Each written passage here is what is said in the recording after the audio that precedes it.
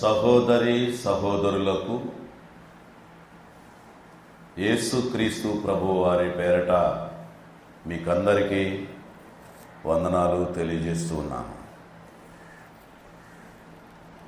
దేవుడు మనల్ని ప్రేమించి మరి యొక్క పునరుత్థాన దినాన ఆయన సన్నిధిలో చేరి ఆయన నామాన్ని స్తుతించి ఘనపరిచి ఆరాధించాం. ఈ సమయంలో ఆయన మాటలు వినడానికి దేవుడు ఇష్టపడుతున్నాడు, వినిపించడానికి. మీరందరూ కూడా సిద్ధముగా ఉండి ప్రభు యొక్క మాటలు అమూల్యమైనవని గ్రహించి అసలు మన గురేమిటో తెలుసుకొని గురిని మరిచిపోయి ప్రక్కతో అవలు వెళ్లకుండా గురి కలిగి ప్రతి ఒక్కరూ ప్రభుకి ఇష్టలైన బిడ్డలు కలవాలని నేను కోరుకుంటున్నాను. దేవుడు ఇష్టపడేది కూడా అదే. దేవుడు ఆది నుండి కూడా కుమారుడైన యేసుక్రీస్తు ప్రభుని చూపిస్తూనే ఉన్నాడు. పాత నిబంధనలో అదే మీకు కనుబరచాలని నేను ఆశపడుతున్నాను. ఈ దినాన ఎన్ని విధాలుగా ప్రభు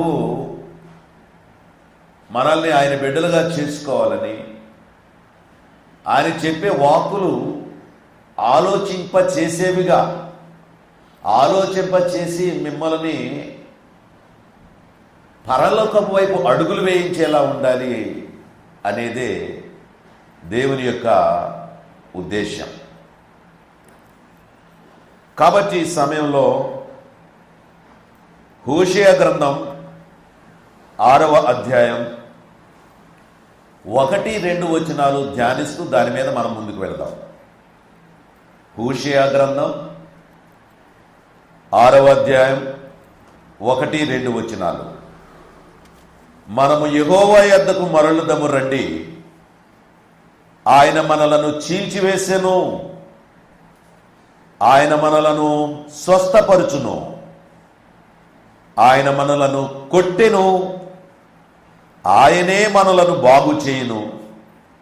2 దినములైన తరువాత ఆయన మనలను బ్రతికించును.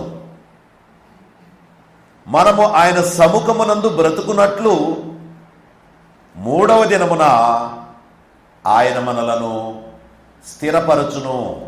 ప్రార్థన చేసుకున్నాం. మహోన్నతుడా, మహాఘనుడా, పరిశుద్ధుడా, మా పరలోకపు తండ్రి, మీ ఘనమైన నామమునకు స్తోత్రాలు ప్రభు. మీ యొక్క లేఖనాలను ధ్యానిస్తూ మీ ముందుకు వస్తూ ఉన్నాము. వట్టివాడైన నన్ను మీ బూరగా నన్ను వాడుకొనండి, మీ ఆత్మతో నింపండి. బిడ్డలకు వివరించే ఈ మాటలు ఆత్మ సంబంధమైనవని బిడ్డలు అర్థం చేసుకొని నీ యందు విశ్వాసముతో బలముగా ఉంటూ మీరు మా కొరకు సిద్ధము చేసిన పరలోకానికి వారసులు కావడానికి ప్రతి బిడ్డను సిద్ధపరచుమని మా ప్రభువును రక్షకుడునైన యేసుక్రీస్తు వారి పరిశుద్ధమైన నామమును బట్టి ప్రార్థన చేయుచున్నాను మా పరమ తండ్రి. ఆమేన్. ప్రియమైన వాళ్ళరా, ఇక్కడ మాటలను మీరు చూశారు. మనము యెహోవా యొద్దకు మరలుదము రండి. ఆదిలో దేవుడు ఎప్పుడు కూడా అందరినీ పిలిచేవారు. సర్వజనులారా, సామంతులేమి, ధనికులేమి, దరిద్రులేమి అందరూ కూడా కూడిరండి. దేవుని పిలుపు ఎలా ఉంటుందంటే, నేను ఒక వాక్కు చెబుతున్నాను, ఈ వాక్కు ద్వారా మీరు జీవిస్తారు. దీన్ని గైకొని మీరు నడిస్తే నిత్య జీవం మీకు దొరుకుతుంది. అది దేవుని యొక్క అభిలాష. మీరు చెప్పిన ప్రతి మాట మీరు వింటే మీరు నేనుండే స్థలంలో అంటే పరలోకము, ఆ పరలోకములోకి అడుగు పెడతారు. భూలోకంలో ఉన్న సర్వమానవాళ్ళు ఇది గ్రహించాలి అని దేవుడు అనేక రీతులుగా ఈ యొక్క వాక్యాన్ని చెబుతూ ఉన్నాడు. ఇక్కడ అదే, మనము యెహోవా యొద్దకు మరలదము రండి అన్నాడు. యేసు ప్రభువు వారు ఏమన్నారు? ప్రయాసపడి భారము మోసుకొనుచున్న వారులారా నా యొద్దకు రండి, నేను మీకు విశ్రాంతి ఇస్తాను. నా యొద్దకు వస్తే మీకు నేను విశ్రాంతి ఇస్తాను. గొప్ప మాట కదా. ఆయన దగ్గరకు మరలదాము రండి అంటున్నాడు. ప్రభువారు వచ్చేమో నా యొద్దకు రండి, మీకు నేను విశ్రాంతి ఇస్తాను. అంతేకాదు, నా కాడి తేలిక. కాబట్టి ప్రియమైన వారలారా, ఈ రీతిగా ప్రభు ఆయా కాలాల్లో ఆయా రీతిలుగా పిలుస్తూ ఉంటే, ఈ రోజుకు కూడా ఇంకా ఆయన పిలుపు ఏమిటి, ఆయన ఎందుకు మన కొరకు ఆరాటపడుతున్నాడు, ఆయన మనల్ని ఎందుకు ప్రేమిస్తున్నాడు, ఆయన ప్రేమిస్తున్నా కూడా మనం ఈ లోకాన్నే పట్టుకొని ఎందుకని పయనిస్తున్నాము. కొన్ని సందర్భాలలో లోకమే ఇక లోకము కంటే ఏమీ లేదు అన్నట్టుగా మన జీవితాలు ప్రభావితం అయిపోతున్నాయంటే, లోకం మనల్ని ఎంత ప్రభావితం చేస్తుందో మీరు అర్థం చేసుకోండి. మనల్ని సైడ్ ట్రాక్ చేస్తుంది, త్రోవ మళ్ళిస్తుంది. త్రోవ మళ్ళించి నిత్య శిక్షకు తీసుకువెళ్ళడం కోసం అనేక రీతులుగా సాతాను ప్రయత్నిస్తుంది. త్రోవ మళ్ళించకుండా మనం జాగ్రత్త పడాలి. అందుకే వస్తే ఏమి చేస్తాడట? మొదటి మాట ఏమన్నాడు ఇక్కడ? మరలుదము రండి అన్న తర్వాత ఆయన ఒక మాట అన్నాడు, ఆయన మనలను చీల్చివేసెను అన్నాడు. ఏమైంది? మనలను ఏం చేస్తున్నాడు? ఆయన చీల్చివేస్తున్నాడు. ఇప్పుడు నేను వైద్యుని కాబట్టి, మరి పెద్ద పెద్ద డాక్టర్స్ దగ్గర నేను చూసేవాడిని కాబట్టి, వారు ఎంఎస్లు ఉంటారు కదా, మాస్టర్ ఆఫ్ సర్జరీస్. ఆ ఎంఎస్లు ఏం చేస్తారు? కడుపులో కంతుంటే, లేకపోతే కడుపులో ఏదైనా కల్మషం ఉంటే ఏమంటారో తెలుసా? నీకు అర్జెంటుగా ఆపరేషన్ జరగాలి. ఏం జరగాలి? ఆపరేషన్ జరగాలి. ఆపరేషన్ జరగాలని చెప్పిన వెంటనే ఏం చేస్తాడో తెలుసా? అయ్యో ఆపరేషన్ జరగాలంట, డాక్టర్ గారు తొందరగా నాకు ఆపరేషన్ చేయండి, లోపల ఉన్నటువంటి ఆ కంతి నా ప్రాణం మీదకి తెస్తుందేమో, లేకపోతే లోపల ఉన్నటువంటి ఆ రుగ్మత నా ప్రాణం తీసేస్తుందేమో, కాబట్టి దయచేసి అయ్యా నేను ఎక్కడో చోటు చూసుకుంటాను డబ్బులు, నాకు ఆపరేషన్ చేసి అందులో ఉన్నటువంటి ఆ చెడుగును తీసేయండి. అసలు మొదటి ఆపరేషన్ దేవుడు చేశాడు కదా. మొదటి ఆపరేషన్ దేవుడు చేశాడు. ఏమిటి ఆపరేషన్? ఆదాము గారికి చేశాడు ఆపరేషన్. ఆదాము గారికి ఆపరేషన్ చేసి ఆదాము ఎముకలు ఒక ఎముకని తీసి దాని ద్వారా హవ్వమని తయారు చేశాడు. అంటే ఆపరేషన్ ప్రారంభమైంది. అయితే ఇక్కడ ఆపరేషన్ కాదు, కానీ ఇక్కడ నేను చెప్పేది ఏమిటంటే, దేవుని దగ్గరకు వస్తే ఆయన ఏం చేస్తాడంట? చీల్చేస్తాడంట. ఎలా చీలుస్తాడు? ఆయన ఎలా చీలుస్తాడు? ఆ చీల్చివేయడంలో ఉన్నటువంటిది ఏంటి? ఒక్కసారి మనం చూద్దాం. ఇలా చీల్చబడినటువంటి ఆయన ఉన్నాడు. అపోస్తల కార్యాలు 9వ అధ్యాయం. అపోస్తల కార్యాలు 9వ అధ్యాయం 3వ వచనం నుండి 6వ వచనంలో చూస్తూ ఉంటుంటే, సంఘాలను హింసిస్తున్నటువంటి సౌలు, దేవుని ఒక్క వాక్యం ఎక్కడైతే ప్రకటించబడుతుందో ఆ ప్రకటింప చేయకుండా అడ్డుకోవాలి. యూదులైనటువంటి వాడైనటువంటి సౌలు గారు బలముగా ధర్మశాస్త్రం మీద బేస్ అయి ఉన్నటువంటి వాడు. దాని ప్రకారంగా కాకుండా మరొకటి ఏది కూడా ప్రకటించబడడానికి వీలు లేదు అని చెప్పేటటువంటి సౌలు మరలా బయలుదేరాడు. చూడండి 9వ అధ్యాయం 3వ వచనం నుండి, అతడు ప్రయాణము చేయుచు దమస్కు దగ్గరకు వచ్చినప్పుడు అకస్మాత్తుగా ఆకాశము నుండి ఒక వెలుగు అతని చుట్టూ ప్రకాశించెను.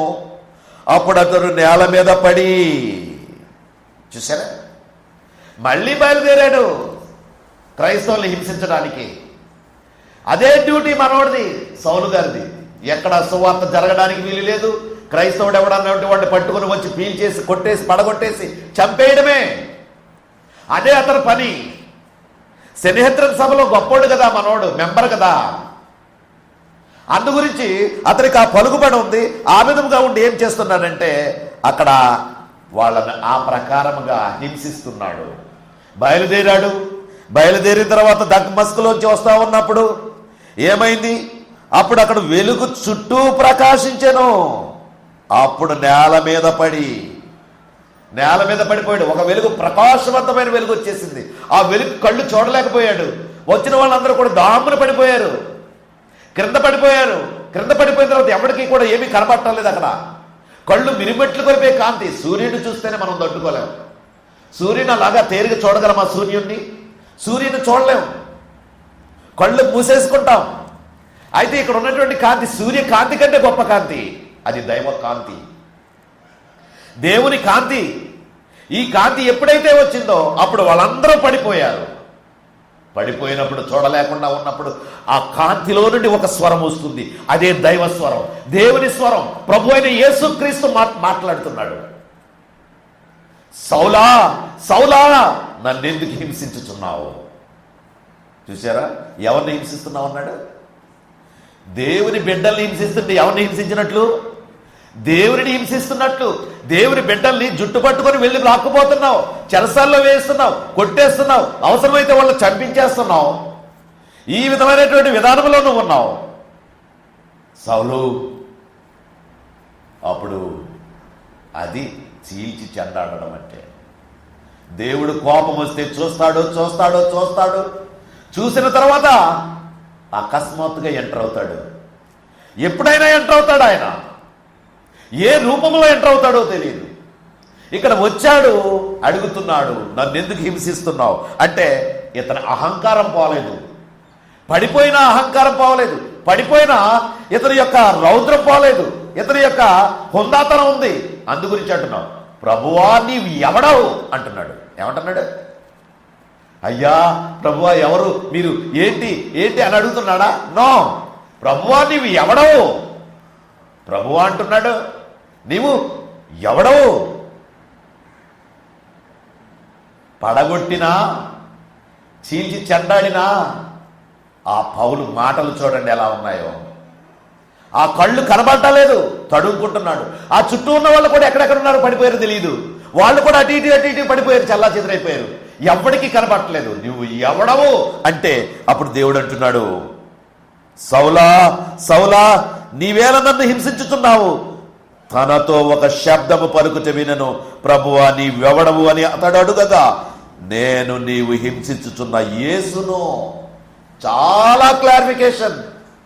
ఇంకొక మాట కాదు. ప్రజెంట్ ఆయన ఇప్పుడు అక్కడ కనబడి అనేక మంది కోసం వచ్చి ప్రాణం పెట్టి చనిపోయి తిరిగి లేచి వెళ్ళినటువంటి ప్రభువే ఇక్కడ ఏం చెబుతున్నాడంటే, నీవు హింసించుచున్న యేసును. అర్థమవుతుందా? చీల్చేస్తే మనిషి తట్టుకోలేడు. దేవుడు చీలిస్తే మనిషిలో ఉన్నటువంటిది అంతా కూడా వచ్చి బయటపడిపోవాలంతే. ఇక్కడ బయటపడిపోతుంది. నీవెవడవు అంటున్నాడు, నీవు హింసించున్న యేసును అంటూ అప్పుడు ఏమన్నాడు? లేచి పట్టణంలోనికి వెళ్ళు, అక్కడ నీకు ఏమి చేయాలో అది నీకు తెలుపబడుతుంది. ఓ వెళ్ళు. ఏం చేస్తాడు? పడిపోయాడు, తడుముకుంటున్నాడు. ఎవడెక్కడున్నాడు రా? ఎవడెక్కడున్నాడు? మన వాళ్ళందరూ బయలుదేరి ఎవడన్నా కనబట్టలేదు. తీసుకున్నారు, పట్టుకున్నారు, కళ్ళు కనబట్టలేదు. ఎంత కోపంగా ఉన్నాడు, ఏమైపోయాడు, ఏం చేయాలో తెలియడం లేదు. అటు ఇటు చూస్తున్నాడు, ఇంకా కళ్ళు తేరుకోవడం. చేతుల మీద తీసుకుని వెళ్ళారు, తీసుకుని వెళ్ళి అక్కడ పెట్టారు. ప్రియమైన వాళ్ళరా, ఆలోచన చేయండి. తీసుకుని వెళ్ళి పంపించారు. అక్కడ చూడండి, అక్కడికి వెళ్ళిన తర్వాత అననీయా అని అననీయని పిలిచాడు. ఏమిటి ప్రభువా? ఇదిగో ఫలానా వాడు అక్కడ కళ్ళు కనపడకుండా ఉన్నాడు, అతని దగ్గరకు నువ్వు వెళ్ళి ప్రార్థన చేయి. అదేంటి ప్రభువా, అతను మన సంఘాన్ని హింసించాడు, మన క్రైస్తవులందరూ దూషిస్తున్నాడు, అందరినీ చంపేస్తున్నాడు, అటువంటి వాడి దగ్గరికి వెళ్ళి ముందు నువ్వు వెళ్ళి చెయ్యయ్యా, నువ్వు వెళ్ళి చెయ్యి. అక్కడ ఒక మాట అంటాడు, అతడిని నేను ఎన్నుకుంటున్నాను, అతన్ని నేను చీల్చాను, చెండాడుతున్నాను. ఇప్పుడు అతనిలో ఉన్నటువంటి అంతా కూడా బయటకు వచ్చేలా చేస్తున్నాను. అతను నాకు ఇష్టమైన వాడు, అతను నేను ఎన్నుకుంటున్నాను. రాజులు ఎదుటను, అన్యజనులు ఎదుటను, నా మహిమను, నా యొక్క నామాని కొరకు అతను కష్టాలు పడడానికి, నిందలు పడడానికి, హింసలు పడడానికి ఆయన ఎన్నుకున్నాను. దేవుడు చీల్స్తే మనిషి అలా సరెండర్ అయిపోతాడు. ఎన్నుకున్నాను అంతే. 17వ వచనంలో చూడండి, అననీయ వెళ్ళి ఆ ఇంట ప్రవేశించి అతని మీద చేతులుంచి, సౌలా సహోదరుడా, సహోదరుడా సౌలా. అసలు సౌలు దగ్గరికి వెళ్ళాలంటేనే భయం. అయినా సరే అననీయ దేవుడు ఆర్డర్ ఇచ్చాడు కాబట్టి వచ్చాడు. వచ్చిన తర్వాత సౌలా సహోదరుడా, జాలి పడుతున్నాడు సౌలును చూచి అననీయ. జాలి పడుతున్నాడు సహోదరుని చూచి, సౌలును చూచి అననీయ. ఇక్కడ చేసి అతని మీద చేతులుంచి, సౌలా సహోదరుడా, నీవు వచ్చిన మార్గంలో నీకు కనబడిన ప్రభువైన యేసు నీవు దృష్టి పొంది పరిశుద్ధాత్మతో నింపబడినట్లు నన్ను పంపి ఉన్నాడని చెప్పాను. సహోదరుడా సౌలా, నీకోసమే నన్ను పంపించాడు, నీకోసం ప్రార్థన చేయమని పంపించాడు, నిన్ను వేడుకోమని ప్రార్థన చేయమని, నీ గురించి అడగమని ప్రార్థన చేయమన్నాడు. అందుకే నేను వచ్చాను, అందుగురించే. అప్పుడే అతని కన్నుల నుండి పొరల వంటివి రాలగా. ఏవి రాలుతున్నాయి? దేవుడు చీల్స్తే, దేవుడు తలుచుకుంటే కన్నుల నుండి ఇక్కడ ఏమవుతున్నాయి? సౌలుకి పొరలు రాలుతున్నాయట.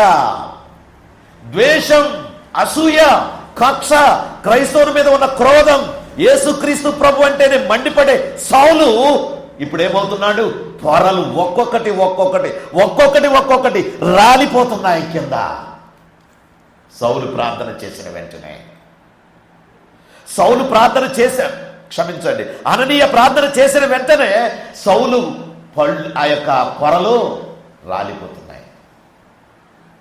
ఇక్కడదే పొరల వంటివి రాలగా దృష్టి కలిగి లేచి బాప్తిస్మము పొందెను. తరువాత ఆహారము పుచ్చుకొని బలపడెను. ఏమైపోయాడు? దేవుడు ఆపరేషన్ చేస్తే, ఆపరేషన్ స్టార్ట్ చేస్తే దేవుడు ఎటువంటి వాడైనా సరే సరెండర్ అవ్వాల్సిందే. ప్రియమైన సహోదరి సహోదరులారా, పొరల వంటివి రాలగా లేచి ఏం చేశాడమ్మా? బాప్తిసం కావాలి నాకు, యేసు ప్రభువుని నమ్ముకుంటాను, నాకు బాప్తిసం ఇవ్వరా. అంతే, వెంటనే బాప్తిసం ఇచ్చాడు. అక్కడ లేచి అక్కడ నుంచి ఏమంటున్నాడు? బలపడుతున్నాడు, నేర్చుకుంటున్నాడు, వాక్యాన్ని నేర్చుకుంటున్నాడు, ప్రభు కొరకు ప్రార్థన చేస్తున్నాడు, వాక్యాన్ని నేర్చుకుంటున్నాడు. ఎక్కడి పనులు అక్కడ ఆగిపోయాయి. ఎందుకో తెలుసా? ఎవరిని పట్టుకోవాలో వాడినే పట్టుకున్నాడు. వాడు పట్టుకున్న తర్వాత సరెండర్ అయ్యాడు. వాడు ఇప్పుడు ఎక్కడికి వచ్చాడు? దేవుని దగ్గరకు వచ్చాడు. చూశారా? ఆయన చీలిస్తే, ఆయన ఆపరేషన్ చేస్తే ఎటువంటోడైనా సరే సరెండర్ అవ్వాల్సిందే. అర్థం చేసుకోండి. ఆ విధముగా ఇక్కడ ఉన్నటువంటి ఆయన చేశాడు. ప్రియమైన సహోదరి సహోదరులారా, ఆయన దగ్గరకు వస్తే ఆయన చీలుస్తాడండి. ఆయన దగ్గర వస్తే నీలో ఉన్న పాపాన్ని తీస్తాడు. అదే ఆపరేషన్. నీలో ఉన్నటువంటి కల్మషాన్ని తీస్తాడు, నీలో ఉన్నటువంటి దురుద్దేశాలను తీసేస్తాడు, నీలో ఉన్న కక్షలను, కల్మషాన్ని అన్నిటినీ తీసేసి నిన్ను ఒక మంచి మనిషిగా, దేవునికి ఇష్టమైన మనిషిగా నిన్ను చేసుకుంటాడు. అదే ఆయన తాపత్రయం. ప్రతి వ్యక్తి కూడా మంచివాడు కావాలని, పరిశుద్ధుడు కావాలని ఆయన కోరుతున్నాడు. మరి రెండవదిగా ఏమిటి? ఆయన చీల్చివేసిన అన్నాడు. తర్వాత ఏమన్నాడు? ఆయన కొట్టెను. మనిషి నిలబడ్డ తర్వాత దేవుడు కొడతా ఉంటాడు. ఇది అర్థం చేసుకోండి. బాప్తిసం తీసుకొని ప్రభులో ఉన్న తర్వాత ఒక్కొక్కసారి మొట్టుగా ఇలా చేస్తూ ఉంటాడు. ఎప్పుడు తెలుసా? నువ్వు సరిగ్గా నడవకపోతే. నువ్వు ప్రభులో ఉన్నావు, బాగానే ఉన్నావు, నడవకపోతే ఏం చేస్తాడు తెలుసా? కొట్టుకాడతాడు. అప్పుడు దెబ్బలు తగులుతూ ఉంటాయి, కొన్ని లాస్ అవుతూ ఉంటాయి, కొన్ని ఇబ్బందులు వస్తూ ఉంటాయి. ఇవన్నీ ఏంటో తెలుసా? దేవుడు కొడుతున్నాడు. అంటే ఎందుకు కొడుతున్నాడు? దేవునికి ఇష్టం లేని పని నువ్వు చేశావేమో, అందుకు ఆయన ఏం చేస్తున్నాడు? కొడుతున్నాడు. బాగా గ్రహించు. ఎందుకు ఇలా జరిగింది అని నువ్వు ఆలోచిస్తే రాత్రి చేసిన పని ఏమిటి అని నీకు వెంటనే గుర్తు రావాలి. మొన్న చేసిన పని ఏమిటి గుర్తు రావాలి. మొన్న అబద్ధ సాక్ష్యం చెప్పాను కదా, చిన్న అబద్ధమే కదా అనుకున్నాను, దానివల్లే ఈ రోగం వచ్చిందేమో, దానివల్లే నా కుటుంబం మీదకి శాపాలు వస్తున్నాయేమో, అందుగురించి ఆయన కొడుతున్నాడు. అందుగురించి మనం చాలా జాగ్రత్తగా ఉండాలి. ఎందుకు కొడతాడు దేవుడు? దేవుడు ఎందుకు కొడతాడు? నువ్వు పడిపోకుండా ఉండాలి. ఒక మార్గాన్ని ఎంచుకున్నావు కదా, ఒక రక్షణ మార్గాన్ని ఎంచుకున్నావు కదా, ఆ రక్షణ మార్గంలో నిలబడాలని అనుకుంటున్నావు కదా, నిలబడాలని అనుకుంటూ ఆయన నీ కోసం సిద్ధం చేసిన పరలోకాన్ని నీవు స్వతంత్రించుకోవాలని ఆశపడుతున్నాడు కనుక, అందుగురించి నీకు పరలోకం కావాలి కనుక నిన్ను కొడతా ఉంటాడు. లేకపోతే అందులో కంటిన్యూ అయిపోతావు. నీకు మొట్టుగా వేయకపోతే, నీకు ఆ ఇబ్బందులు ఇవ్వకపోతే అదే పాపంలో కొనసాగుతావు నువ్వు ధైర్యంగా. అప్పుడు నిన్ను వదిలేస్తాడు. వదిలేసే కంటే నిన్ను పట్టుకొని ఆయన వెంబడించేవాడుగా ఉంటాడు, నిన్ను వెంబడించేవాడుగా ఉంటాడు, కౌగిలించేవాడుగా ఉంటాడు. ఇది ప్రభువులో ఉన్నటువంటి ప్రత్యేకత. అందుకే ఇక్కడ ఉన్నటువంటి విషయాన్ని బాగా చూడండి. ఇక్కడ ఉన్న విషయాన్ని చూస్తే హెబ్రీ పత్రిక 12వ అధ్యాయము 6 నుండి 9 వచనాలు. హెబ్రీ పత్రిక 12వ అధ్యాయము 6 నుండి 9 వచనాలు. నా కుమారుడా, ప్రభు చేయి శిక్షను నిర్లక్ష్యము పెట్టకము. ఏమంటున్నాడండి? ఏమంటున్నాడు? ప్రభు చేసే, ఇక్కడ చెప్పండి, ప్రభు చేయి శిక్షను ఏం చేయొద్దు, నిర్లక్ష్య పెట్టొద్దు. ఎందుకు ఇచ్చాడు శిక్ష? నువ్వు తప్పిపోయావు కాబట్టి. నీవు తప్పిపోయావు కాబట్టి శిక్ష ఇచ్చాడు. ప్రభు చేసే శిక్షను నీవు నిర్లక్ష్య పెట్టకు. ఆయన గద్దించినప్పుడు విసుకకు. ప్రభు తాను ప్రేమించి వారిని శిక్షించి తాను స్వీకరించు ప్రతి కుమారుని దండించును అని కుమారులతో సంభాషించున్నట్లు మీతో సంభాషించు ఆయన హెచ్చరికను మరిచిరి.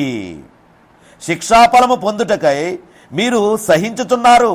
దేవుడు కుమారులుగా మిమ్మను చూచుతున్నాడు. తండ్రి శిక్షించని కుమారుడెవడు? కుమారులైన వారందరూ శిక్షలో పాలు పొందుచున్నారు. మీరు పొందని ఎడలా దుర్బీజులే గాని కుమారులు కారు. మరియు శరీర సంబంధులైన తల్లిదండ్రులకు మనకు శిక్షకులై ఉన్నారు. వారి యందు భయభక్తులు కలిగి ఉన్నాము. అట్లయితే ఆత్మలకు తండ్రి అయిన వానికి మరీ ఎక్కువగా లోబడి బ్రతకవలెను కదా. దేవుని వాక్యం ఎలా సెలవిస్తుందో చూసారా? ఎంత స్పష్టంగా సెలవిస్తుందో చూసారా? మీ తల్లిదండ్రులకు మీరు భయపడి ఉంటారు కదా, మీ తల్లిదండ్రులు మీరుని కంట్రోల్ పెడతారు కదా, మీ తల్లిదండ్రులు మిమ్మల్ని ఒక విధంగా నడవాలని ఆశపడుతూ ఉంటారు కదా.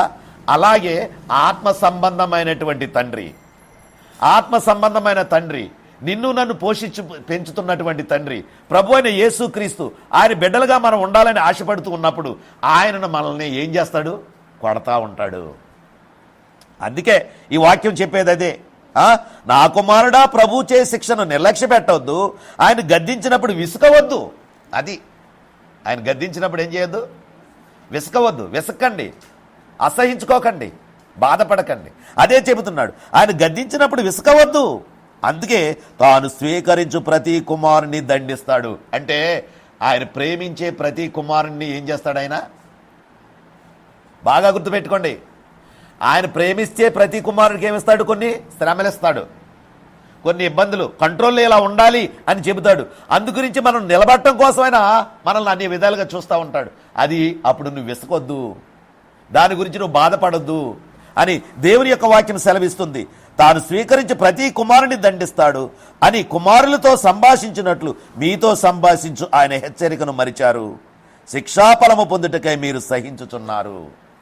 ఆ శిక్షాఫలము పొందడానికి మీరు సహిస్తున్నారు. ప్రియమైన వర్లరా, కాబట్టి ఆయన కొడతాడు, ఆయన చిన్న చిన్న దెబ్బలేస్తాడు మనల్ని. నమ్మిన తరువాత ఆయన చెప్పినట్లుగా మనం నడవకపోతే అవన్నీ ఒక్కోసారి మనమే అంటుంటాం. ఏమంటాం తెలుసా? దేవుడు చెప్పినట్టు సరిగ్గా చేయట్లేదు, అందుకే నాకు ఈ శ్రమలు వస్తున్నాయేమో. అవునా కాదా? చాలామంది కొన్ని సందర్భాల్లో ఇదే మాట అంటారు. దేవుడు చెప్పినట్లు నేను చేయడం లేదు, ఆయన చెప్పినట్టు నేను నడవడం లేదు. అందుకే చాలామంది చూడండి, 2-3 వారాలు గుడి మానేస్తే, చర్చికి రాకపోతే ఏమైనా ఇబ్బందులు వస్తే ఏమంటారో తెలుసా? నేను చర్చికి వెళ్ళడం లేదు, దేవుడు అందుకే నన్ను ఇలా శిక్షిస్తున్నాడు. చర్చికి వెళ్ళకపోతేనే శిక్షిస్తున్నాడు కాదు, అసలు నువ్వు సరిగ్గా ఉండకపోతే శిక్షిస్తాడు. అది గుర్తుపెట్టుకో. సరిగ్గా ఉండకపోతే, దేవునికి ఇష్టమైన జీవితం నువ్వు జీవించకపోతే ఆయన శిక్షిస్తాడు. ప్రియమైన సహోదరి సహోదరులారా, అందుకే ప్రభు చాలా చక్కగా చెప్తున్నాడు. తల్లిదండ్రులైనటువంటి వారు ఎలాగైతే మనల్ని శిక్షిస్తారో, తల్లిదండ్రులైనటువంటి వారు, మన జన్మనిచ్చిన తల్లిదండ్రులు నువ్వు కంట్రోల్లో ఉండాలని ఏ విధంగా శిక్షిస్తాడో, అలాగే ఆత్మ సంబంధంగా నిన్ను నడిపించాలని, పరలోకానికి నిన్ను నడిపించాలి, ఆయన ఉన్న చోట్ల నిన్ను కూర్చోబెట్టుకోవాలని ఆశపడుతున్నటువంటి ప్రభువు నీకు మొట్టికాయ లేడా? వేస్తాడు. అందుకే నువ్వు కంట్రోల్కి రావాలని ఆయన కోరుతున్నాడు. అందుకే చాలా బాగా ఇచ్చాడు. ఏమన్నాడు తెలుసా? మీరు పొందని ఎడల కుమారులైన వారందరూ శిక్షలో మీరు పాలు పొందుతున్నారు, అటువంటి మీరు పాలు పొందని ఎడల దుర్బీజులే గాని కుమారులు కారు. అంటే ఆయన పిల్లలైతే ఆయన శిక్షలో మనం పాలు పొందుకోవాలి. ఆయన ఏదైనా చేస్తే ఆయన పడేటటువంటి మనకు వచ్చేటటువంటి నష్టాలు కూడా మనం ఉంటే దేవుని కొరకు వస్తున్నాయో ఈ శ్రమలో అని నువ్వు అనుకొని ప్రభులో నువ్వు నిలబడితే అప్పుడు నువ్వు ధన్యుడు. అలా కాకపోతే మీరు దుర్బీజులు అంటున్నాడు. కాబట్టి ఈ విషయాన్ని బాగా అర్థం. మరియు శరీర సంబంధులైన తల్లిదండ్రులు మనకు శిక్షకులై ఉన్నారు, వారి యందు భయభక్తులు కలిగి ఉంటిమి. అట్లయితే ఆత్మలకు తండ్రి అయిన వానికి మరీ ఎక్కువగా లోబడి బ్రతకవలెను కదా. ఆత్మ సంబంధమైన తండ్రి అయినటువంటి ప్రభు అని యేసుక్రీస్తు వారికి లోబడి బ్రతకాలి. అందు గురించి ఆయన చేసే శిక్షను మనము త్రోసివేయద్దు. ఆయన చేసే శిక్షను, ఆయన కొడితే బాధపడకండి, ఆయన కొడితే మార్చుకోనండి, నేను ఆయనకి ఇష్టమైన వాడుగా ఉండాలి అనే ఆలోచన కలిగి రండి. తర్వాత ఏం చేస్తున్నాడు? ఆయన బాగు చేస్తాడట. ముందేం చేశాడు? ఆపరేషన్ చేశాడు, క్యూర్ చేశాడు. రెండవదిగా తైతక్కలాడుతున్నావు, నువ్వు కొంచెం అటు ఇటు ఊగుతున్నావు, కొట్టాడు, సెట్ అయిపోయావు, బాగానే ఉన్నావు. ఇంకా నిన్ను దేవుల్లో నిలబెట్టడం కోసం ఏం చేస్తున్నాడు? బాగు చేస్తాడు నిన్ను.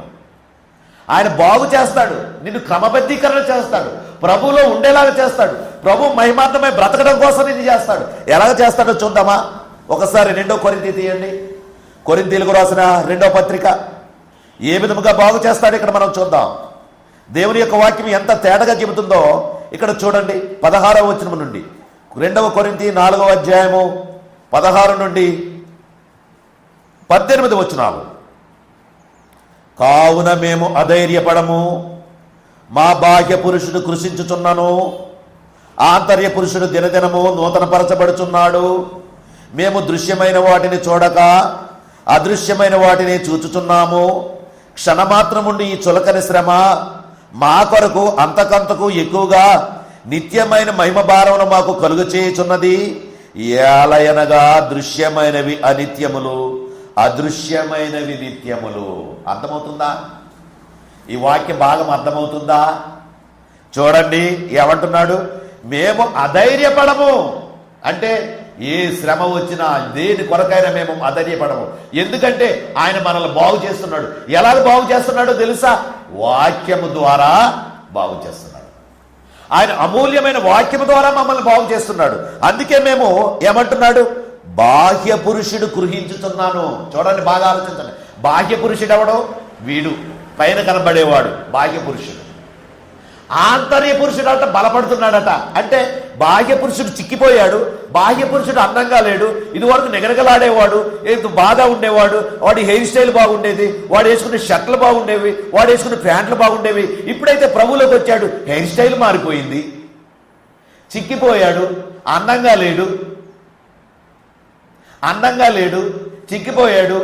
శరీరం గురించి పెద్ద ప్రాధాన్యత తీసుకోవట్లేదు, కానీ ఆత్మ సంబంధంగా బలపడుతున్నాడు, ఆత్మ సంబంధంగా వాక్యం ద్వారా స్థిరపడుతున్నాడు. బాహ్య పురుషుడు పాడైపోయిన ఆంతర్య పురుషుడట రోజు రోజుకు నూతన పరచబడుతున్నాడట. చూసారా? ఆయన బాగు చేయడం అంటే ఇది. అర్థం చేసుకోండి. ఆయన బాగు చేయడం అంటే అబ్బో బాగా ఒళ్ళొచ్చిందో, చాలా బాగున్నావు, బిల్డింగ్ కట్టావు, చాలా బాగా సంపాదించావు, ఈ బాగు కాదు.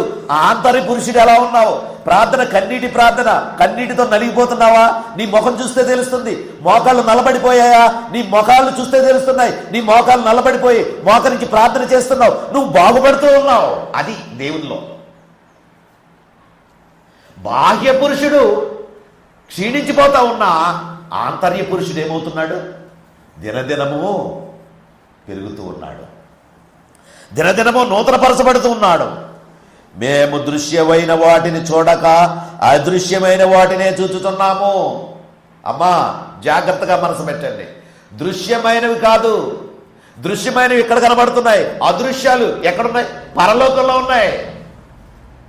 పరలోకంలో ఉన్న వాటిని చూస్తున్నాం. పైన ఉన్న వాటిని వెతకండి.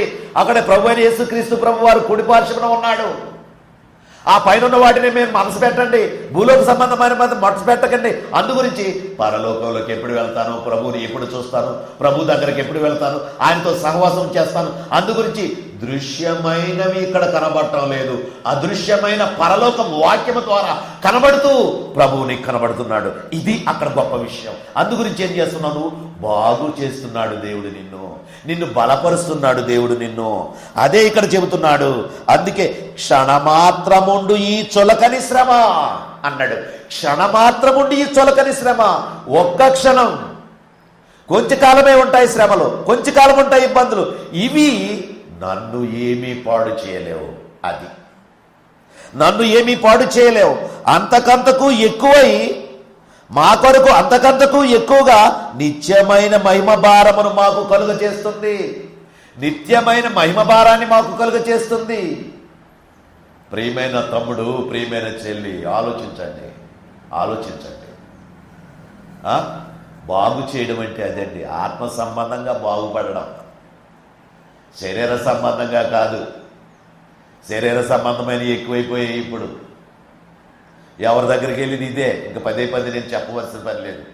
ఆడికి బాగోలేదు ప్రార్థన చేయండి, ఈడికి బాగోలేదు ప్రార్థన చేయండి అనేవాడే తప్ప వాడు రక్షించబడలేదు ప్రార్థన చేయండి, వాడు నరకానికి వెళ్ళిపోతాడు అని చెప్పేవాడు ఒక్కడు లేడు.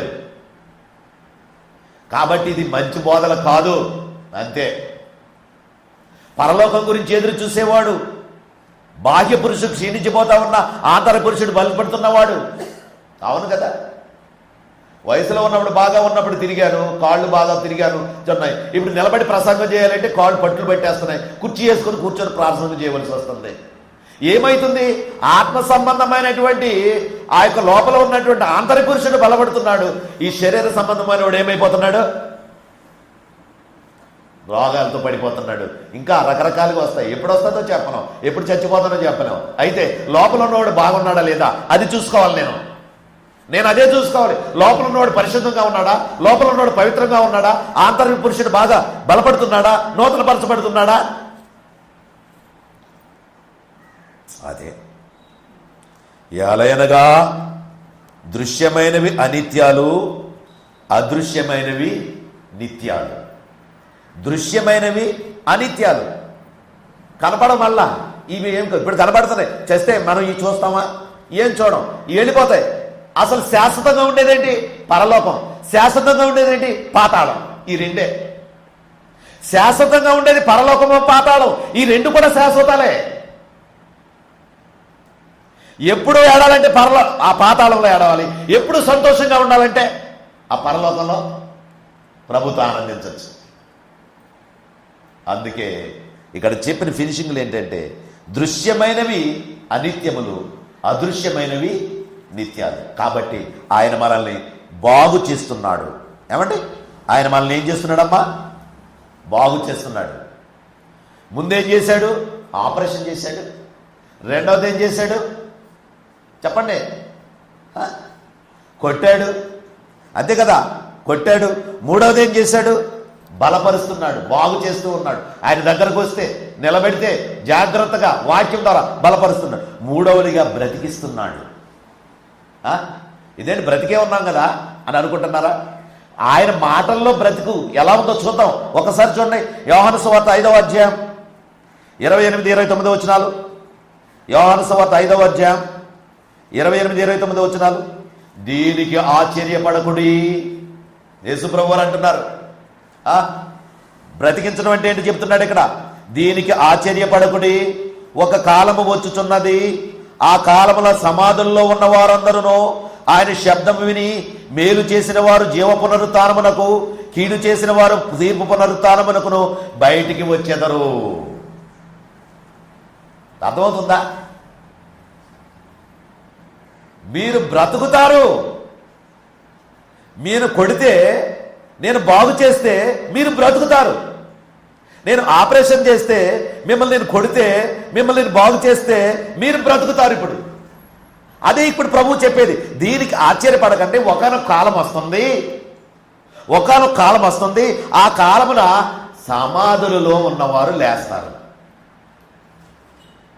అందరూ కప్పెట్టేస్తాం కదా, వీళ్ళందరూ కూడా లేస్తారు, మొత్తం అందరూ కూడా. ఆ కాలమున సమాధుల్లో ఉన్న వారందరూ కూడా ఆయన శబ్దము విని, అది ప్రభు అయిన యేసు వారి సెకండ్ కమింగ్, రెండవ రాకడ, ఆయన శబ్దం విని అందరూ కూడా లేస్తారు, మొత్తం అందరూ కూడా దులుపు కూడా లేస్తారు, ఆయన శబ్దం విని లేస్తారు. అయితే లేచిన తర్వాత ఏమవుతుంది ఇక్కడ చెప్పాడు, మేలు చేసిన వారు జీవ పునరుత్థానమునకు. మేలు చేసిన వారు ఎక్కడికి? జీవ పునరుత్థానమునకు. కీడు చేసిన వారు తీర్పు పునరుత్థానమునకు బయటికి వచ్చెదరు. చూసారా, ప్రతి వాక్కు కూడా దేవునిది చాలా విలువైనది. ఒక్కొక్కటి అంచెంచెలుగా దేవుని గ్రంథంలో పాత నిబంధనలో ఉన్నటువంటి మాటలన్నీ కూడా మనము జాగ్రత్తగా పరిశీలన చేస్తే అది ఆ యొక్క ధర్మశాస్త్రానికి అనుకూలించినదైనా, మనము కొత్త నిబంధనలో ప్రభువు చెప్పిన మాటలకు అన్వయించుకుంటే, దాన్ని మలుచుకుంటే అది మనకు స్పష్టంగా మన కళ్ళ ముందు చాలా క్లియర్గా కనబడుతుంది, చాలా క్లియర్గా కనబడుతుంది. అందుకే ఆయన బ్రతికిస్తాడు. ప్రియమైన వాళ్ళరా, ఆలోచించండి. ఈ శ్రమ అంతా వృధా కాదండి. నేను ఇలాగ అరుస్తున్నాను, మీరు వింటున్నారు, మీరు వింటూ ఆత్మ సంబంధంగా బలపడుతున్నారు. ఆత్మ సంబంధంగా బలపడుతూ ఏమైనా సరే దేవుని యొక్క వాక్యం ఇంత స్పష్టంగా తెలుస్తుంది, ఇన్ని రుజువులతో మనకు కనబడుతుంది. కాబట్టి మనం ఇంకా ప్రభువుని నమ్ముకోకుండా ఉంటే, ఆంతర్య పురుషుడిని బలపరుచుకోకపోతే, బాహ్య పురుషుడి గురించి మనం ఆలోచిస్తే మనం ప్రయోజకులం కాము, దేవుని ఉగ్రతకు బలైపోతాము అని భయపడి ఇప్పుడైనా దేవుని వైపు చూడండి. ఇప్పుడైనా దేవుని వైపు చూడండి. ఆయన చెప్పేది దీనికి ఆశ్చర్యపడకండి, ఒక కాలం వస్తుంది, ఆ కాలంలో సమాధుల్లో ఉన్న వారందరూ ఆయన శబ్దం విని లేస్తారు. మేలు చేసిన వారు జీవ పునరుత్థానానికి, కీడు చేసిన వారు తీర్పు పునరుత్థానానికి వస్తారు. కీడు చేయకండి, జీవ పునరుత్థానంలోనే ఉండాలి. మనం అందరము కూడా జీవ పునరుత్థానంలో ఉంటేనే ప్రయోజకులం అవుతాం. కాబట్టి ఎవరికి కీడు చేయకండి, ద్రోహము చేయకండి, మోసము చేయకండి, ప్రభువులో ఉండి జాగ్రత్తగా బ్రతకండి. ఆయన బాగు చేస్తూ ఉంటే, ఆయన బాగు చేసే వాక్యాల ద్వారా మనమందరం కూడా ఆత్మీయంగా బలపడుతూ ప్రభువు దగ్గరకు వెళ్ళే వరకు నమ్మకంగా ఉండండి. నమ్మకంగా ఉండండి. అదే ఆయన కోరుతున్నాడు, నమ్మకంగా ఉండండి. క్రైస్తవుడు అంటే నమ్మదగిన వాడు. ప్రతి ఒక్కడు కూడా నమ్మకం కలిగి ఉంచేవాళ్ళగా జీవించేవాడు క్రైస్తవుడు. నీవు ఎక్కడికి వెళ్ళినా సరే నీవు నమ్మాలి. నీవెవడవో తెలుసా? యేసు ప్రభువుని నమ్ముకున్నాడే. నీవెవడవో తెలుసా? యేసుక్రీస్తు ప్రభువుని నమ్ముకున్నవాడే.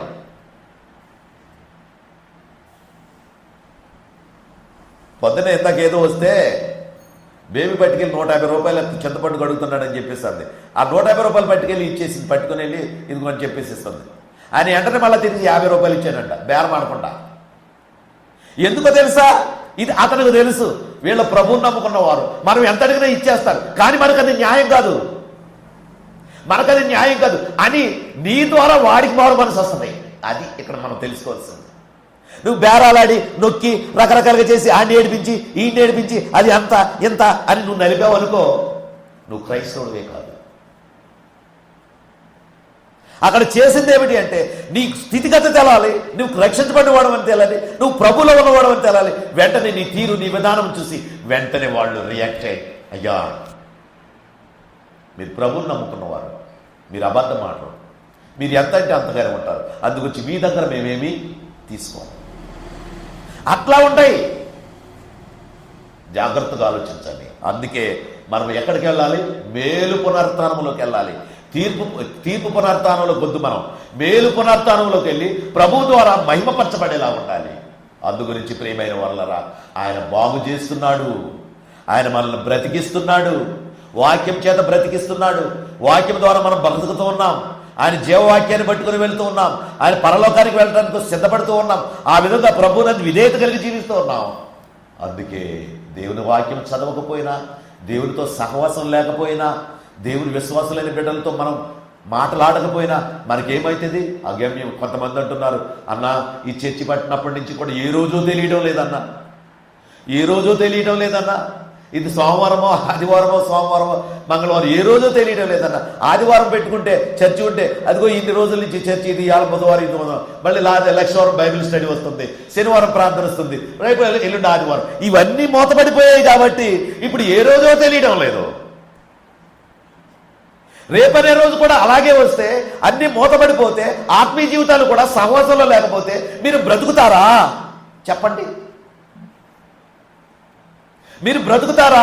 ఇంట్లో టీవీలు పెట్టుకొని ఇంకోటి పెట్టి కాలయాపన చేస్తూ ఆ కాలంలో సాగిపోతారే కానీ వెంటనే ఆంతర్య పురుషుడు దిగజారిపోతాడు, బాహ్య పురుషుడు పెరిగిపోతాడు. లోక సంబంధమైన వాడు మళ్ళా పుట్టుకుంటూ వచ్చేస్తాడు. వాడు వచ్చేసిన తర్వాత ఇక బైబిల్ గురించి కానీ, దాని గురించి కానీ, దీని గురించి కానీ, దేని గురించి కూడా ఆశించడు.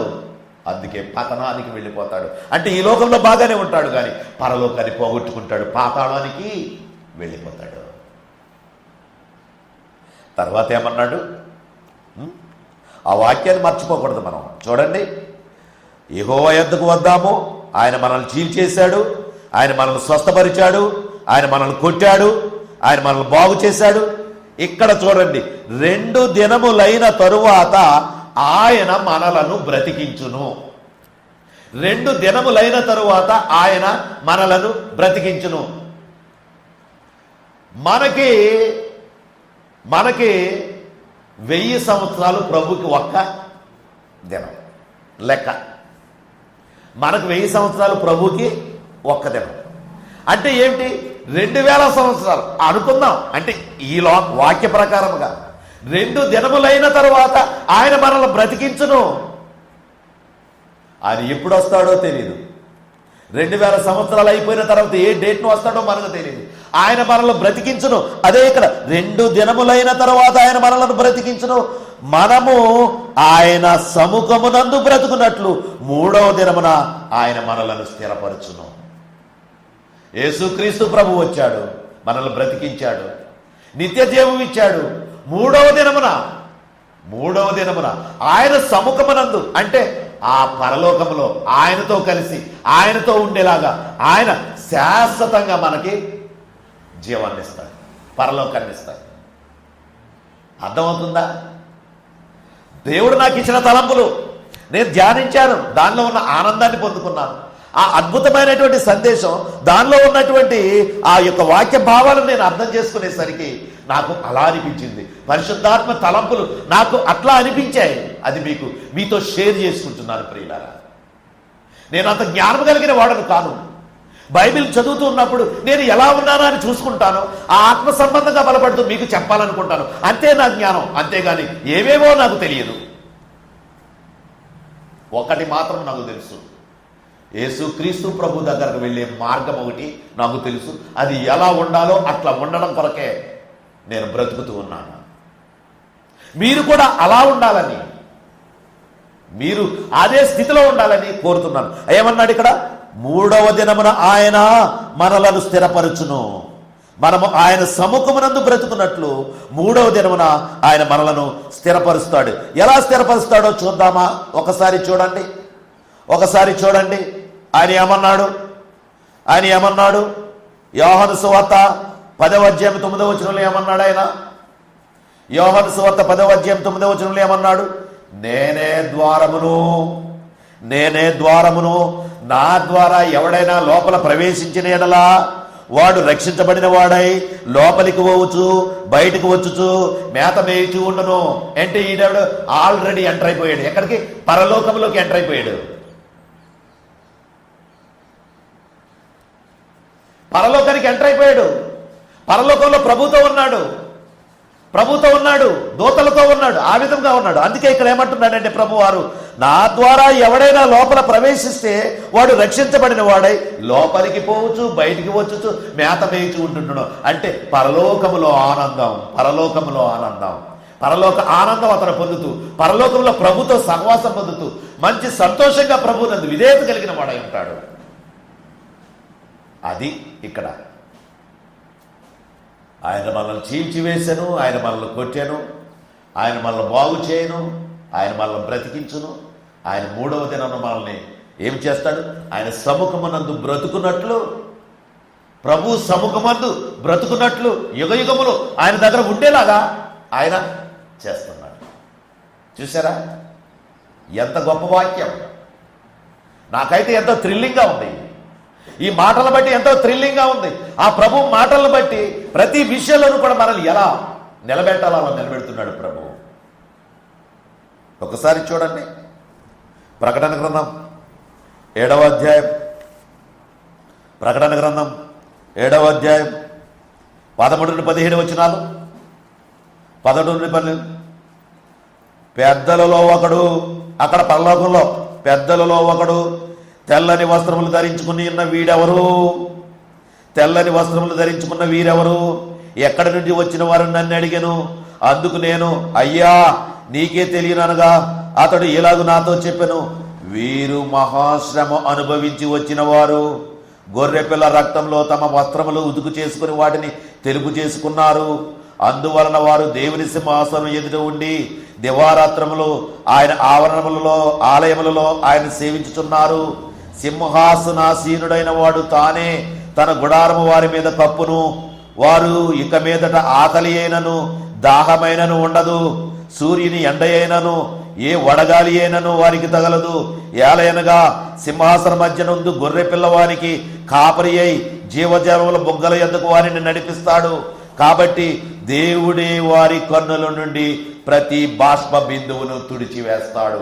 శాశ్వతమైనది, యుగయుగములు ప్రభుతో ఉండేది, ప్రభు దగ్గర ఆనందంగా సంతోషంగా గడిచేది పరలోక ఆనందం ఇక్కడ స్పష్టంగా కాబడుతుంది. నువ్వు విశ్వాసంగా ఉంటే, విశ్వాసంగా ఉండకుండా ఈ లోకస్తులతో కలిసి ఉంటే ఈ అవకాశం నీకు ఉండదేమో. గుర్తుంచుకో, ఈ అవకాశం నీకు ఉండదేమో. అసలు ప్రభువును చూసే అవకాశమే నీకు ఉండదేమో. ఎందుకంటే ఆయన పరిశుద్ధుడు కాబట్టి. పాతాళం కాకపోతే ఈ అవకాశం ఉంటుందేమో. ఈ పాతాళానికి పోయేటటువంటి మార్గంలోనే మనమందరం కూడా వెళ్ళిపోయేటటువంటి వారంగా తయారైతే లాభం లేదు ప్రియులారా. ఇక్కడ చూడండి, వీరు ఎవరు? భూలోకంలో ఉండగా సువార్త ప్రకటించారు, భూలోకంలో ఉండగా శ్రమలు అనుభవించారు, భూలోకంలో ఉండగా కొన్ని వదులుకున్నారు. ఆస్తులు పోయినా పర్వాలేదు అనుకున్నారు, సరిహద్దుల్లో గొడవలు పెట్టుకోలేదు, అవి పోయినా పర్వాలేదు అనుకున్నారు, ఇవి పోయినా పర్వాలేదు అనుకున్నారు. ప్రభు ఉంటే సరిపోద్ది, ప్రభు జీవగ్రంథంలో నా పేరుంటే సరిపోద్ది, జీవగ్రంథంలో ఆ పేరు పోకూడదు, ఏమైనా సరే ప్రభు దృష్టిలో నేను ఉండాలి అనే ఆశ కలిగి బ్రతికారు భూలోకంలో వీళ్ళంతా. ఎన్నో శ్రమలు కలిగి బ్రతికారు భూలోకంలో వీళ్ళంతా. నిందలు హింసలు ఎన్నెన్నో అయినా సరే వాటిని లెక్క చేయకుండా బ్రతికారు. ఒక చెల్లి మొన్న ఫోన్ చేసి అంటుంది, మా అందరి కడకలు అంజలే దేవుడి ఎరగని వారే, మేము ఒక్క కుటుంబమే ఇక్కడ ఉన్నామండి, మేమే ప్రభు కొరకు బ్రతుకుతున్నామండి, ప్రభు కొరకు బ్రతుకుతాం, ప్రభు కొరకు, సర్వం ప్రభు కొరకే. అందరూ వీళ్ళందరి కొరకు నేను ప్రార్థన చేస్తున్నాను, నేను అందరి కొరకు ప్రార్థన చేస్తున్నానమ్మా. వాళ్ళందరూ మారు మనసు పొందాలి, రక్షించబడాలి. రాత్రి కనీసం నాకు 3 గంటలు సమయం ప్రార్థన కావాలి. ఆ 3 గంటల ప్రార్థనలు వేడుకుంటూనే ఉంటాను వీరందరి గురించి. ప్రస్తుతానికి చుట్టుప్రక్కలంతా కరోనా వచ్చింది, మా అమ్మ కూడా సోకిందేమోనని భయం కలుగుతుంది. ప్రార్థన చేయండి, జలుబుగా ఉంది. మొన్నటి వరకు మా నాన్నగారికి మా అమ్మగారికి కూడా అలాగే ఉంది. వాళ్ళు గురించిందేమని భయపడ్డాను, టెస్టులకు పంపించాము, ఇంకా రిపోర్ట్స్ రాలేదు. ప్రార్థన చేయండి. ప్రభు కొరకే బ్రతుకుతున్నాను, ప్రభు కొరకే బ్రతుకుతున్నాం. అగ్రకులంలో నుంచి వచ్చాం, ప్రభువుని నమ్ముకున్నాం, ఎన్నో నిందలు పడ్డాం, కొట్టారు, తిట్టారు, అనేక రీతిలుగా మనల్ని హింస పెట్టారు, అయినా ప్రభువుని వదులుకోలేదు. ఎందుకో తెలుసా? ఇదే బికాస్ ఆఫ్ దిస్ కాజ్. ఇదే కారణం. ఎందుకో తెలుసా? పవిత్రత. వీరు ఎక్కడి నుండి వచ్చిరని నన్ను అడిగాను. అందుకు నేను, అయ్యా నీకే తెలియనని అతనితో చెప్పాను, వీరు మహాశ్రమలు అనుభవించి వచ్చిన వారు, గొర్రెపిల్ల రక్తంలో తమ వస్త్రములు ఉదుక్కొని వాటిని తెలుపు చేసుకుని వచ్చారు. అందువలన వారు దేవుని సింహాసనం ఎదుట ఉండి దివారాత్రము ఆయన ఆలయములలో ఆయన సేవించుచున్నారు. సింహాసనాసీనుడైన వాడు తానే తన గుడారం వారి మీద కప్పుతాడు. వారికి ఇక మీదట ఏమన్నదు? పరలోకం వెళితే ఆకలి లేదు, దప్పిక లేదు, సూర్యుని ఎండ అయినా లేదు, ఏ వడగాలి అయినా లేదు. ఏలయనగా సింహాసన మధ్య నుండి గొర్రె పిల్ల, యేసుక్రీస్తు ప్రభువారైన సింహాసన మధ్య ఉండే గొర్రె పిల్ల వారికి కాపరి అయి జీవ జలముల బొగ్గల యొద్దకు వారిని నడిపించును. జీవ జలముల బొగ్గల యొద్దకు వారిని నడిపించును. దేవుడే వారి కన్నులుండి ప్రతి బాష్ప బిందువును తుడిచివేయును. అసలు భూలోకములో పడిన శ్రమ అంతా కూడా మరిపించేసేలాగా ఆ పరలోకములో ప్రభువు మనకి ఇస్తున్నాడు. ఎంత ధన్యత, ఎంత ధన్యత! ప్రియమైన సహోదరి సహోదరులారా, వాక్యంలో ఎంత మాధుర్యం ఉంటే, ప్రభువును నమ్ముకుంటే ఆ నిత్య జీవంలో ఎంత మాధుర్యం ఉంటే, ఆ పరలోకానందం ఎంత గొప్పదైతే, ఇంకా ఈ లోకాన్ని పట్టుకుని ఏడుస్తూ, ఇక్కడ కక్కలేక మెంగలేక ఏడుస్తూ, బ్రదర్ ప్రార్థన చేయండి ఇబ్బందుల్లో ఉన్నాం, బ్రదర్ ప్రార్థన చేయండి ఇబ్బందుల్లో ఉన్నాం, ఈ ఇబ్బందులన్నీ నా కొరకే, శ్రమల కొరకు అన్నీ కూడా ప్రభు కొరకే అని నువ్వెందుకనేది కానీ ప్రభు కొరకు బ్రతకలేకపోతున్నావు? ఎందుకు చెప్పుకుంటున్నావు? చెప్పుకోని అవసరం లేదు. కొంచెం ప్రార్థన చేయండి బ్రదర్ నాకు చాలు. కాబట్టి ప్రియమైన వాళ్ళారా, జీవజలపు బొక్కల ఎదురు కీర్తన గ్రంథం 1వ అధ్యాయంలో ఏమంటున్నాడు? దుష్టుల ఆలోచన చొప్పున నడవకుండా, పాపుల మార్గంలో నిలవకుండా, అపహాసకులు కూర్చున్న చోటను కూర్చుకుండకుండా, యెహోవా ధర్మశాస్త్రమునందు ఆనందించు దివారాత్రము దానిని ధ్యానించేవాడు ధన్యుడు. అట్టివాడు నీటి కాలువల యోరను నాటబడిన వాడై ఆకు వాడక తన కాలమందు ఫలమిచ్చు చెట్టు వలె ఉంటాడు. నీటి కాలువల యోరను నాటబడినట్లుగా ఎక్కడుంటాడు? జీవజల బుగ్గల ఓట అక్కడ ఉంటుంది. అందుకే ప్రభు కొరకు బ్రతకండి, ప్రభు కొరకు జీవించండి, ప్రభు కొరకు చచ్చిపోండి. ప్రార్థన చేసుకుందాం. ప్రేమగల తండ్రి, కృపగలిగిన ప్రభువా, మీ ఘనమైన నామానికి స్తుతులు స్తోత్రాలు చెల్లిస్తున్నాము. ఇదిగో ప్రభు, మీ మాటల ద్వారా మమ్మల్ని నడిపించారు, మిమ్మల్ని చీల్చివేశారు, మమ్మల్ని కొట్టారు, మమ్మల్ని బాగు చేశారు, మమ్మల్ని నిత్య జీవం ఇచ్చి ప్రభువా మీ వైపు నడిపిస్తున్నారు. అందును బట్టి మీకు స్తోత్రాలు ప్రభువా. మీరు చేసే శిక్షణ మేము త్రోసివేయకుండా మీ యందు భయభక్తులు కలిగి ప్రభువా మీ యొక్క వాక్యం ద్వారా మమ్మల్ని క్రమబద్ధీకరణ చేస్తూ మీ రాజ్యానికి మమ్మల్ని పంపించడానికి మమ్మల్ని సిద్ధం చేయమని, అట్టి రీతిగా మేము లోబడి ఉండడానికి మా మనసులను అనుగ్రహించమని యేసు నామమున వేడుకొని ప్రార్థన చేయుచున్నాం మా పరమ తండ్రి. ఆమేన్. అందరికీ వందనాలు.